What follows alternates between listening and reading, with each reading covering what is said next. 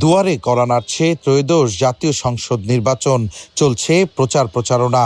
সুষ্ঠু ও নিরপেক্ষ ভোটের জন্য আইনশৃঙ্খলা পরিস্থিতি স্থিতিশীল রাখতে পুলিশের পাশাপাশি মাঠে কাজ করছে সেনাবাহিনী সহ জেলা প্রশাসনের ভ্রাম্যমাণ আদালতও। তবে ছাত্র জনতার গণ অভ্যুত্থানের ১.৫ বছর পার হলেও এখনও জেলার আইনশৃঙ্খলা পরিস্থিতি সামাল দিতে হিমশিম খাচ্ছে পুলিশ। জেলা পুলিশের পরিসংখ্যান বলছে, বগুড়ায় গেল বছরে ১৪টি ডাকাতির ঘটনা সংঘটিত হয়েছে। ডাকাতদের হাতে হত্যার শিকার হয়েছেন ৫ জন। আকিজ নিয়ে এলো বিশ্বমানের বেবি ডায়াপার মাম্মাম, কটন সফট ম্যাটেরিয়াল, বাবুকে দেবে র্যাশ ফ্রি সুপার কমফর্ট। এছাড়াও দস্যুতার ঘটনায় মামলা হয়েছে ৩৫টি ও হত্যার শিকার হয়েছেন ৫৭ জন।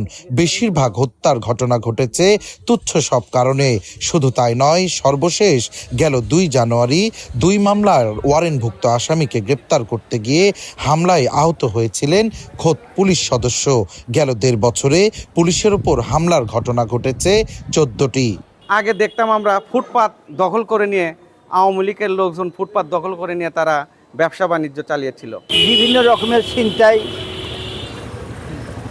এগুলো অতিরিক্ত বেড়ে গেছে। ৫ই আগস্টে আগে যে ভূমিকায় ছিলেন তারপরে তাদের আসলে সেই অ্যাক্টিভ আর দেখা যায় না।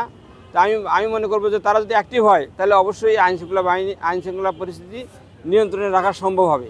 নির্বাচনের আগেই আইন শৃঙ্খলা রক্ষাকারী বাহিনীকে আত্মবিশ্বাসের সঙ্গে কঠোর ভূমিকা রাখার আহ্বান সচেতন মহলের। পুলিশকে আরও সক্রিয় ভূমিকা নিতে হবে, পুলিশকে আরও মনোবল ফিরে নিয়ে আসার জন্য তাদের আবার সেই আগেকার মনোবল নিয়ে আসতে হবে। সামনে নির্বাচন, এই নির্বাচনে কারো হাতে অবৈধ অস্ত্র থাক, এটা আমাদের কাম্য নয়। আইন শৃঙ্খলা পরিস্থিতি স্বাভাবিক রাখতে কাজ করছে জানিয়ে পুলিশ বলছে, নির্বাচনের আগে সাইবার ইউনিট জোরদার করা হবে। পুলিশ গোছানোর যে বিষয়টা ছিল আমরা এখন একটা গুছিয়ে উঠেছি এবং দেখা যাচ্ছে যে এখন আমরা যে ঘটনাগুলো ঘটেছে প্রত্যেকটিকে আমরা ইন্ট্রোডিউস করেছি এবং মামলা নিয়েছি এবং সংশ্লিষ্ট যারা ছিল তাদেরকে অনেকে গ্রেপ্তার করা হয়েছে এবং আইনগত ব্যবস্থা নেওয়া হচ্ছে। ৯৮৩টা কেন্দ্রের মধ্যে আমাদের ১৯০টা কেন্দ্র অধিক ঝুঁকিপূর্ণ। 2টা কেন্দ্র সেখানে ইউজ হবে।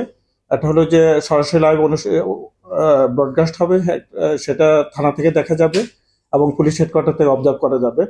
আর একটা হলো অফলাইন ক্যামেরা থাকবে, এটা শুধু রেকর্ড করবে, পরবর্তীতে এটা আমরা আমাদের অফিসিয়ালি ভাবে আমরা দেখতে পাবো। নির্বাচনকে সামনে রেখে যে কোনো ধরনের অপ্রীতিকর ঘটনা এড়াতে কার্যকর ভূমিকা পালন করবে আইন শৃঙ্খলা বাহিনী, এমনটাই প্রত্যাশা বগুড়াবাসীর। সঞ্জু রায়, দেশ টিভি, বগুড়া।